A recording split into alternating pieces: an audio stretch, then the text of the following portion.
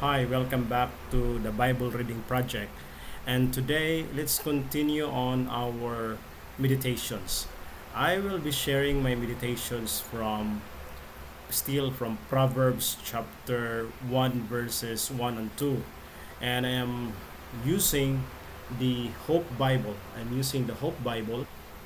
This is the New King James Version or the NKJV.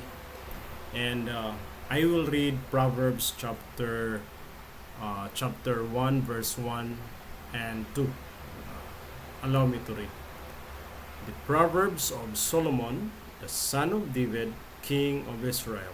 Verse 2. To know wisdom and instruction, to perceive the words of understanding. Now take note that this context is labeled the beginning of knowledge. Try to look at that there. I hope it is clear. The beginning of knowledge. Now, I would like to look into the word, uh, the phrase to perceive the words of understanding. Now, in layman's term, if you try to look at the Bible in the wider context, the word could mean the Bible itself. It could mean the Word of God. It could mean Jesus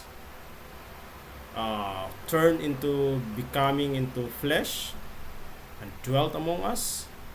So there could be a lot of meaning when we try to look into the term words in the Bible or word in the Bible. So it could be the Word of God. It could mean the Bible again. It could mean Jesus Christ. Now to tell you, I'm trying to dwell on those terms that Solomon said in the last part of verse 2 in Proverbs chapter 1, verses 1 and 2. In the last part, he said, the very reason why the Proverbs of Solomon, the son of David, the king of Israel, is for us to, the Proverbs, for us to perceive the words of understanding. Now, if you try to look into in that context, that the word means the Word of God, the Bible, this could mean that by looking at Proverbs, by reading at Proverbs, by meditating upon the book of the book of Proverbs, we will be able to understand the Word of God, the Bible. Now, what is then the Bible? Don't you know that if you try to look into literature, there could be some indications that a lot of people are not anymore reading the Bible, but a lot also wants to read the Bible for reasons. And what is in the Bible, by the way? The Bible, for me, has two main parts. It is not just, it has an Old and New Testament, but I'd like to tell you, to sum up the entire Bible, if you try to look at the entire Bible, look at it. This is a thick book compared to some of the books of today, printed books of today. Some are very thin for easy reading, but the Bible takes a lot of days for you to finish reading the entire page to page. But again, what is this in simple terms? The Bible. The very reason why the Bible is still a book to be read and the most read book in the history of mankind is that the Bible has a summary of a fundamental truth. The fundamental truth of suffering. That human beings suffers. If you try to look at the book of Genesis, the very start of the very first chapter of the book of Genesis, it tells you about a paradise, the paradise of Eden, where everything is set up. No suffering, no pain. All are full of joy, full of blessedness, full of holiness. That's on the first page of the Bible. And if you try to look at in the last part of the book of Revelation, that's in Revelation chapter 22, you will be surprised that the theme in the very last part of the book of Revelation is about the paradise, the new heaven and the new earth. The scene in Revelation chapter 22 is about the new heaven and new earth. It's the new paradise where everything again has no suffering, no more pain, and the saved lives forever. But at the middle of this book, everything is about suffering. Everything is about the context, the story, the narrative of human suffering, from betrayal, from wars, famines, murder, rape. Everything is at the middle.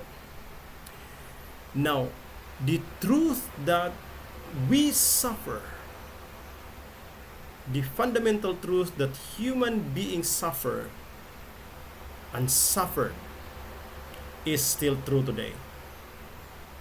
Take note that even during the Enlightenment, when people seems to detach, himself from religion, and even to detach themselves from any belief that is, from the Bible.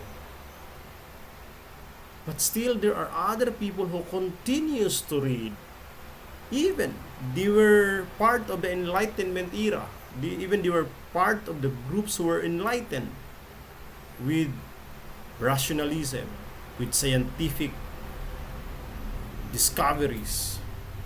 Yet they still read the Bible because they learned that what is written in the Bible tells the fundamental truth that human beings really suffer. And that realization makes us to come into actions, cultures, and activities that brings us to work in order for us to be saved and in order for us to come up into a new life with, less suffering, a life of abundance, a life of flourishing. The very reason religion is still considered religion is still, an institution in the social structure as an institution that brings human flourishing. So by reading Proverbs Chapter 1 verses 1 and 2 tells us a fundamental truth that if we read the Bible, we will be able to understand things in life. And that's from Solomon. Again, I would like to read Proverbs chapter 1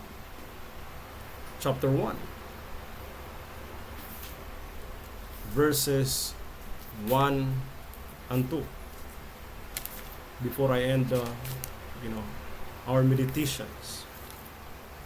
Again, it says the Proverbs of Solomon, the son of David, king of Israel. Verse 2, to know wisdom and instruction, and to perceive the words of understanding.